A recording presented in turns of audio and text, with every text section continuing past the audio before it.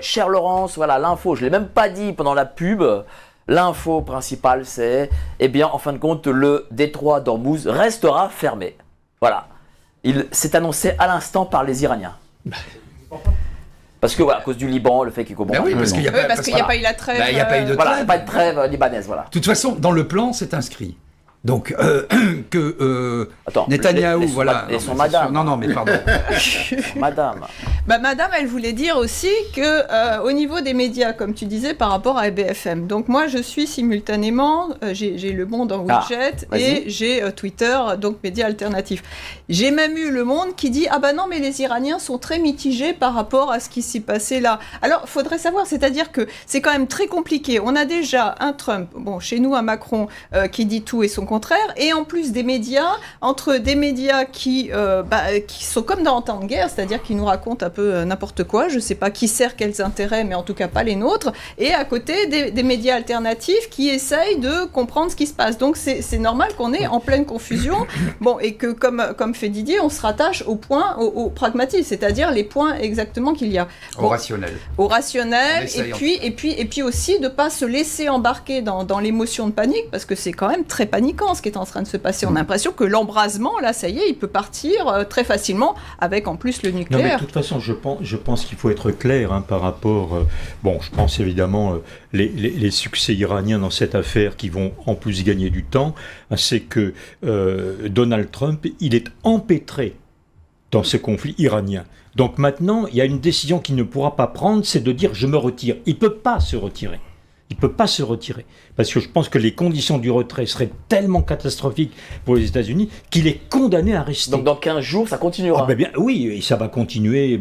On nous a Pourquoi rappelé... il ne peut pas? Qu'est-ce qu'il fait à part le côté catastrophe, ça c'est quand même pas n'importe quoi, mais est-ce qu'il y a un côté égo derrière, cher Michel? Oui, mais ça, là, pour le coup, ça dépasse l'ego. Alors, je rejoins quand même ce que disait Didier, qui est un petit ego à partir d'un petit nombre de mots qui forment son vocabulaire, parce que je crois que pour le coup, je parlais de civilisation tout à l'heure, il confond civilisation et barbarie religieuse. Je pense s'il avait dit « on va mettre fin à la barbarie religieuse », ça aurait été un bon point. Et ça me permet de rebondir sur ce que disait Hubert, parce que dans les médias mainstream dont on parle, il y a aussi quelque chose qui est en train d'apparaître, c'est l'idée, les méchants Américains et les gentils Iraniens. Ça, c'est quelque chose auquel il faut tordre le cou, parce que finalement, l'Iran, c'est bien ce qu'a dit Hubert, c'est le peuple, voilà, et une dictature qui devient de plus en plus militaire et de moins en moins religieuse, mais qui reste une dictature, voilà. Donc les méchants, si on voulait dire les choses, les méchants restent quand même les Iraniens au niveau du régime. Là, on va venir sur la breaking news, si je puis dire. Voilà, le détroit d'Ormuz restera fermé, quoi qu'il arrive, du fait du bombardement continue encore au Liban. Là aussi, c'est une défaite. Mais oui, mais qui pouvait imaginer que dans un cessez-le-feu, avec les proxys du Hezbollah et les frappes israélo-américaines, quoi qu'on en dise, même si elles sont plutôt israéliennes, mais sur le Liban Sud, je le disais, qui est rasé méthodiquement, avec une résistance énorme du Hezbollah, puisque l'armée israélienne a revu ses ambitions à la baisse. Ils devaient monter beaucoup plus haut, ils ont dit on va rester 10 km et ça ira bien. Donc on voit bien qu'ils sont empêtrés, qu'ils n'y arrivent pas, et que évidemment ce cessez-le-feu valait pour la globalité du conflit. Tu peux pas dire dans un cessez-le-feu non, il y a le cessez-le-feu à l'ouest et au nord-est, ça c'est exclu. Ça c'est évidemment Netanyahou qui est dans un jusqu'au-boutisme, dans une course folle, une fuite en avant, une démence. Alors là, il est dans un messianisme tout à fait, on l'a dit la dernière fois, mais je pense qu'il faut le reconnaître, tout à fait débridé. Quand on entend ses ministres, c'est encore pire. Et je voudrais revenir 2 secondes sur ce qu'a dit Michel par rapport à Trump. Il faut être sérieux dans la vie. À un moment, quand on parle de vocabulaire et de folie plus ou moins maîtrisée, il a dit quand même, il a parlé de la civilisation, puis il a dit qu'il y avait un problème génétique avec ces gens, qui décapitaient les bébés, qui coupaient leurs femmes en deux. Il avait dit, excusez-moi pour la vulgarité, que MBS allait lui lécher le cul. Est-ce que c'est le vocabulaire d'un homme qui a toutes ses facultés et qui les Américains ont toujours parlé un peu comme ça. Non mais George Bush Junior, par exemple. Qui a un vocabulaire un peu musclé en période militaire où on montre un peu les muscles, on dit je vais les écraser. Ça a toujours existé depuis Rome, c'est comme ça. Mais là, on est tout à fait dans un autre registre. Et on voit bien qu'il y a une dichotomie entre ce qu'il raconte, il avait fait avec Zelensky aussi, bon voilà, entre ce qu'il raconte, il humilie les gens parce qu'il se voit à la tête de la première puissance de la planète, et la réalité des faits, qui ne correspond pas à sa vision du monde en tout cas. Il y a ce hiatus-là qu'on n'a pas résolu. Cher Hubert, le Liban, c'est quand même un pays proche de la France, une nation française déjà. Bien sûr. Moi je trouve dingue qu'il n'y ait pas de réaction, au moins diplomatique française, contre Israël. Bah, écoutez, on n'entend pas. Ce matin, il y a eu une réunion là, de défense. Bon, bah, il n'en est sorti rien du tout en fait. Il y a quand même une petite déclaration. Oui, mais qu'est-ce que c'est? On déplore toujours l'excès de prise en compte des intérêts israéliens ou de leur position, etc. Notamment abordé avec la proposition de Yadan, la députée Yadan. Vous avez vu un peu le projet. Dis-nous un petit mot. De ce que j'en ai lu, elle propose en fait de condamner encore plus sévèrement le moindre propos antisémite, anti-israélien, etc. D'être sioniste. On ne peut plus émettre la moindre critique. On est obligé d'être sioniste en fait. Voilà, en gros c'est ça. Elle criminalise la moindre contestation des décisions israéliennes. Alors que franchement, comme je l'ai dit depuis le début, si la France avait gardé la position politique et diplomatique qu'on avait il y a 30 ou 40 ans, on serait là un intermédiaire pour que les gens discutent, comme avec l'Ukraine et la Russie. Moi, je veux revenir sur l'histoire des 15 points. C'est un aveu d'échec militaire. Les 10 points, c'est un aveu d'échec militaire. Parce que si la réalité militaire sur le terrain, elle était ce que Trump en annonce, ça serait pas du tout ça. Ça serait pas du tout ça. Souvenons-nous de la capitulation du 7 mai 45. Quand Keitel signe l'arrêt des combats, c'est que les armées allemandes, elles sont complètement défaites, démolies. Et là, c'est l'inverse que nous avons. C'est au contraire, c'est le soi-disant vaincu qui dicte ses lois aux vainqueurs. Alors, d'ailleurs, le point 10, si tu permets, le point 10 est intéressant parce qu'il était bien question d'une cessation totale des hostilités dans toutes les régions et garantie de non-agression future. Donc le Liban était évidemment inclus. Donc il y a une fermeture, une non-réouverture du détroit. Je pense une chose. Trump a fait un immense effort en acceptant ce diktat, un diktat iranien, ces 10 points, c'est reconnaître que quelque part ils ont gagné. Et si le détroit d'Ormuz reste fermé, ça veut dire que ce cessez-le-feu risque de ne pas durer très longtemps. Et quelque part, c'est aussi un appel à l'aide de Trump qui ne veut pas le dire. Mais il dit, écoutez, j'ai fait des efforts. Je pense qu'il appelle à l'aide et la Chine et la Russie.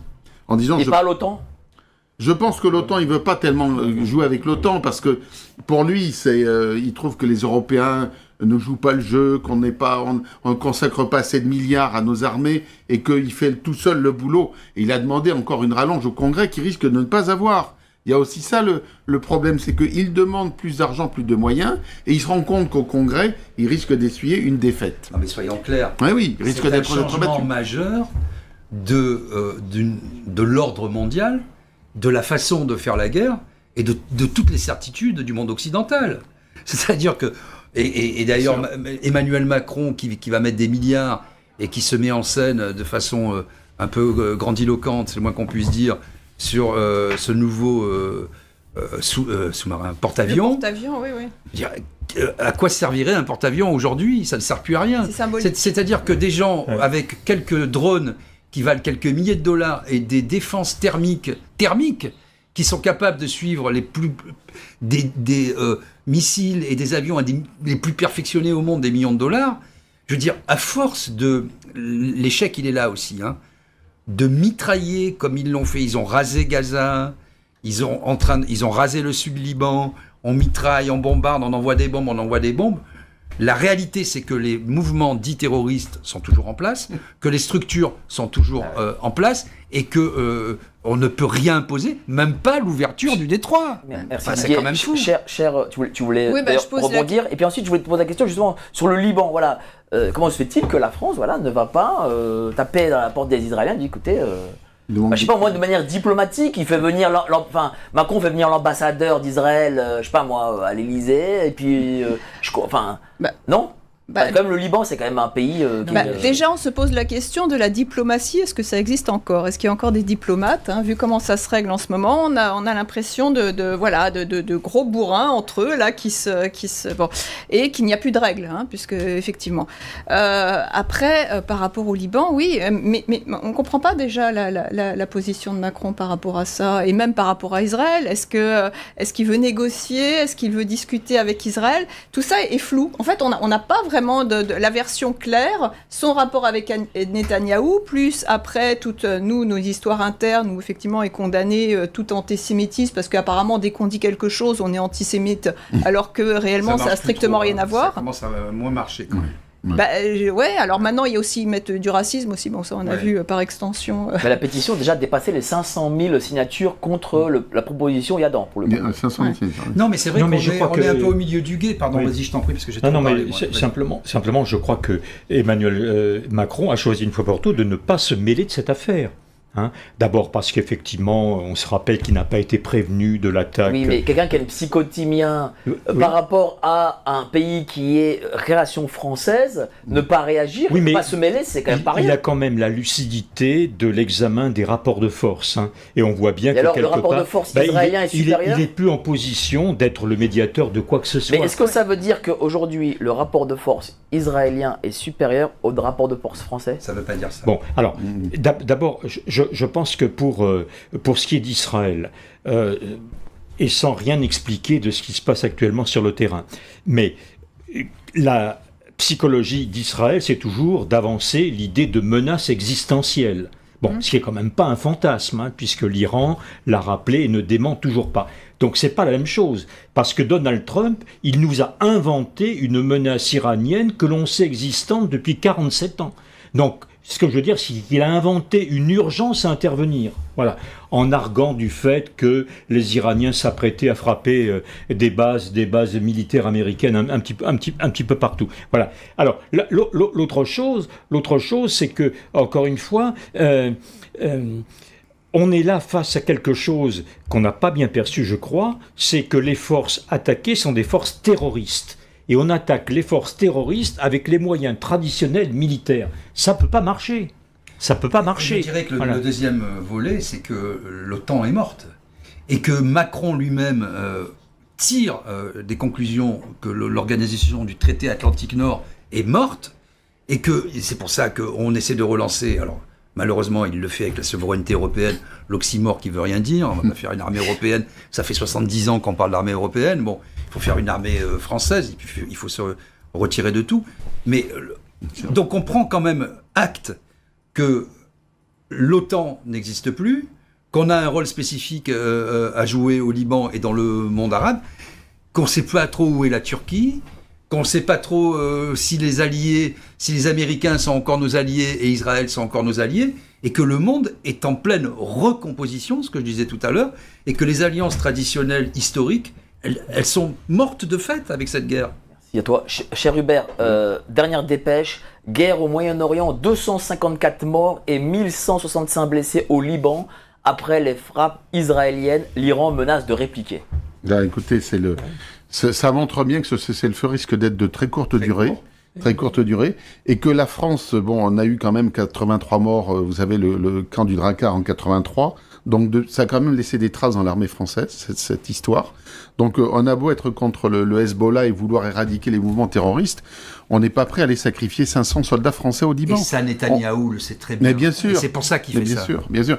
Par ailleurs, il faut voir une chose, c'est que l'armée israélienne arrive elle aussi au bout du rouleau. Vous l'avez dit il y a... Dans quel sens au bout du rouleau? C'est-à-dire que je vous avais rendu compte d'une conférence à laquelle j'avais assisté avec l'ancien ambassadeur de France en Israël, Danon, qui est un type très intelligent. Il expliquait que, vu les ressources humaines, parce qu'Israël, c'est un tout petit pays, 9 millions d'habitants, 2 départements français, et une population dont on ne parle pas assez, mais qui, depuis le 7 octobre, a un solde négatif. Il y a plus de Juifs qui quittent Israël qui arrivent dedans. Ah bon? Bah oui, ça on n'en parle pas, mais il y a des images... Enfin, on parle beaucoup des Juifs qui quittent la France pour aller en Israël. Mais non, mais c'est faux, le moment est inverse. Moi j'ai vu des images de bagarres à l'aéroport Ben Gurion de Tel Aviv où les gens veulent partir, parce que faut les comprendre. On leur dit, vous arrivez sur la terre promise, mais non, ça fait quand même 3 ans qu'ils sont en guerre permanente, et ils ont besoin de au moins 15 à 25 000 soldats nouveaux chez Tsahal, parce que il y a des blessés, il y a des prisonniers, il y a des tués. Quand on est un petit pays, l'élément démographique humain, il est très très important. Donc, ils vont être à court d'hommes, ils vont devoir engager des jeunes gens, des jeunes filles. Et quand vous voulez vivre de la façon de standard occidental comme on vit en Europe, aux États-Unis, vous n'avez pas envie de vivre dans un pays où tous les soirs, c'est la sirène et les bombes que vous ramassez, les drones qui claquent. C'est pas une vie ni pour les jeunes Iraniens, ni pour les jeunes Israéliens. Oui, pourtant, les Juifs en France parlent d'alliance, c'est-à-dire d'aller sur une terre promise, quitter la terre promise, ça me paraît bizarre. Je crois que c'est terminé, ce truc-là. Je pense que c'est terminé, parce qu'il n'y a pas du tuto de sécurité. On leur avait promis un pays qui soit sûr, avec le bouclier, etc. Oui, mais quand tu vas dans un pays, c'est bien, les avantages, c'est bien, mais il y a aussi des inconvénients et il peut y avoir la guerre. Soyons clairs, la politique de Netanyahou, elle est complètement folle. Elle divise.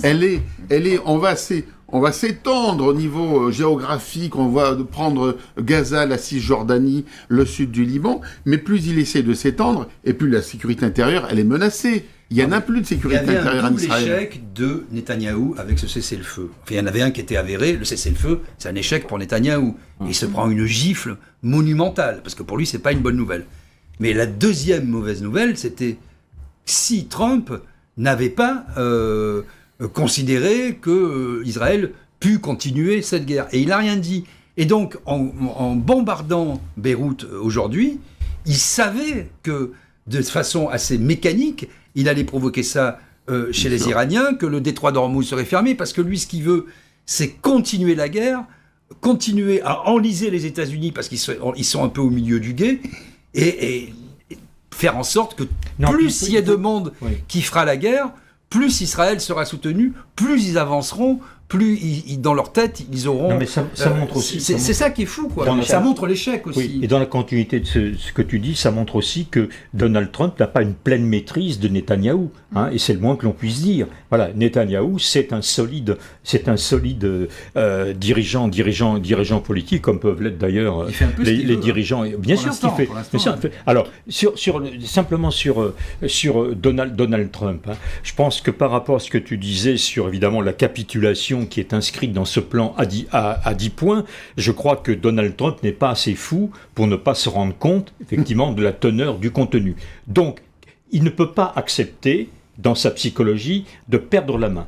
Donc je peux vous faire peut-être un pronostic, il va réattaquer l'Iran, bien évidemment. Parce que d'abord, l'objectif principal, c'est la destruction de tout l'armement nucléaire et la récupération des 440 kilos d'uranium enrichi, qui est une obsession chez lui, quand même. Cher Laurence, qui tire les ficelles sur cette guerre ? Netanyahou, Trump ? En tout cas, est-ce que la population, elle, israélienne, suit Netanyahou ? Parce qu'il y a aussi cette division qui fait que, d'un seul coup, est-ce qu'on va se battre dans un pays ? Est-ce qu'on va être aussi fort, se sentir aussi dans puissance par rapport à quelqu'un qu'on ne peut plus suivre ? Et c'est pareil aussi pour les États-Unis. Donc, qui dirige ça ? Qui a intérêt ? À qui profite le crime, à Israël. Donc il y a Israël, il y a tous les financiers, parce que les Américains n'ont aucun intérêt, à part peut-être l'armée, enfin je veux dire l'industrie d'armement, mais sinon le reste n'ont pas d'intérêt en Amérique, je pense. Oui, et puis il y a tout le système financier qui a peut-être beaucoup d'intérêt par rapport à ça. On parle beaucoup de guerre asymétrique, je reviens sur l'idée que j'exprimais tout à l'heure. La première asymétrie, à mon avis, c'est encore une fois entre un combat de nature terroriste qui obéit à des règles particulières très nouvelles, et on le sait depuis 40 ou 50 ans, voilà, et une réponse qui est une réponse militaire classique qui n'est pas adaptée, qui est totalement inappropriée. Donc effectivement, Israël pourra lancer des milliers et des milliers de bombes, il ne va pas éradiquer le Hezbollah, qui, encore une fois, fonctionne sur les bases terroristes classiques. Cher Didier, si, comme le dit Michel, Trump réattaque, est-ce que ça peut être beaucoup plus destructeur ? C'est-à-dire qu'il attaquera avec d'armements supérieurs. Les physiciens ont une expression pour déterminer ce genre de situation. Ils disent c'est métastable. C'est-à-dire c'est des équilibres qui peuvent pencher d'un côté ou de l'autre et c'est très instable, etc. Et bien là, c'est tout le rôle la mission que s'est assignée Netanyahou. C'est-à-dire faire en sorte qu'on est allé aussi loin que possible dans la situation. Je disais au milieu du gué, mais il faut dépasser le milieu du gué pour faire les 3/4 du chemin et rendre les choses irréversibles. Et évidemment que si demain les États-Unis réattaquent, c'est une façon, c'est très plausible, c'est très possible, sinon probable. Évidemment, ils ne pourront pas rester au milieu du gué. Il va falloir une destruction massive. Et là, on est parti pour quelque chose de beaucoup plus encore instable, avec sans doute les monarchies du Golfe qui vont entrer, parce qu'elles ont commencé à le dire, dans la danse. Hein. Et là, la Chine et la Russie, c'est encore une autre... Avec la Corée du Nord, oui. C'est encore une autre paire de manches. Hein. Avec une petite chose, hein, je rajoute simplement que l'idée d'armement nucléaire américain a quand même été prononcée. Alors c'est vrai que ça a été démenti tout de suite, mais... Cher Hubert, ça peut être nucléaire, in fine. Si c'est nucléaire, ça, à mon sens, ça sera du côté israélien. Oui. Parce que du côté d'Israël, si à un moment ils se sentent lâchés complètement par les États-Unis, et qu'en face il y a un Iran qui reste fort et qui peut être armé en sous-main par la Russie et la Chine, il ne faut pas l'exclure. C'est le côté noir de ce conflit. On ne parle pas du tout des soutiens de l'Iran. C'est tout à fait mon analyse. L'Iran ne peut pas être seul dans la résistance face à l'armée américaine. D'abord, on sait que les Russes leur donnent des renseignements électromagnétiques et ils ont une couverture satellitaire très importante. Donc, même si les bases... Les aérodromes de l'Iran sont détruits, ils ont quand même le renseignement qui leur provient de la Russie, qui est juste derrière. Et la Russie veut que l'Iran reste hors de la zone d'influence américaine. Est-ce que je peux citer si on veut que les choses s'arrangent vraiment, dans ces zones, si l'on veut, il n'y a que deux choses à voir. Changement complet du pouvoir en Israël, et arrêtons d'avoir ces extrémistes de Netanyahou, et changement du pouvoir en Iran. Parce que ce qu'on voudrait aussi, c'est peut-être avoir des gens qui ne soient plus des fanatiques, qui raisonnent en protégeant leur population, et pas dans le jeu robotiste. Michel fait son rajout. Un petit rajout, parce que dans le plan américain, Israël n'était pas oublié au point numéro 2, engagement irréversible qu'Israël ne poursuivra jamais l'acquisition d'armes nucléaires. Alors, j'ai pas très bien compris de quoi il s'agissait, puisque bon, Israël a l'arme nucléaire, donc ça veut dire interdiction d'en acquérir d'autres. Enfin, il y avait quand même ça. Engagement irréversible qu'Israël ne poursuivra jamais. Oui, c'est pas officiel. Alors, ce qui est sûr, c'est que si les États-Unis réattaquent l'Iran et que là, les États-Unis sont en échec, alors là, c'est une catastrophe pour les États-Unis. Ouais. Parce que là, tout aura été tenté et tout en force, avec en plus, on peut supposer de nouvelles alliances, hein, comme il a été dit.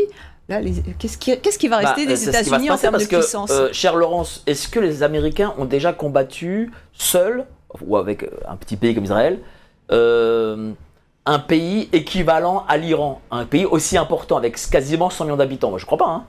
Hein. En tout cas, ils n'ont pas remporté de succès. Hein. Mais la question, ils l'ont jamais fait. Donc c'est un risque. C'était petit. Voilà. Là, on est sur un ennemi. C'est un peu comme un champion du monde de boxe, Tony Yuka, qui combattait des vigiles de supermarché.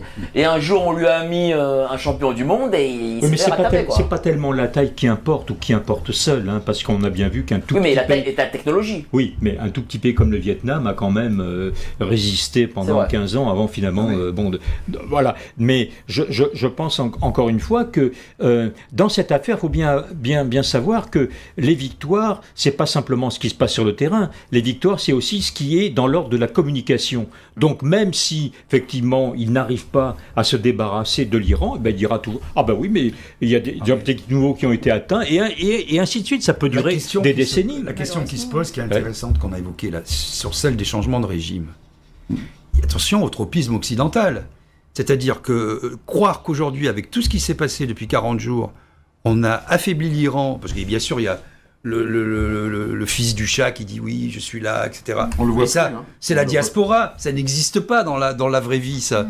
Les Iraniens, ce qu'ils veulent, c'est ils font bloc, ils veulent plus être bombardés. Parce que dire qu'on va les libérer en leur balançant des bombes toute la journée, ça ne marche dans aucun pays du monde, sur aucun peuple. Donc la question, premièrement, est-ce qu'on a affaibli le régime? On l'a renforcé, et pas qu'un peu. Hein. Ouais, sur Netanyahou, c'est tout à fait autre chose. C'est-à-dire qu'aujourd'hui, les Israéliens sont complètement derrière lui, parce qu'ils en ont marre du terrorisme, etc.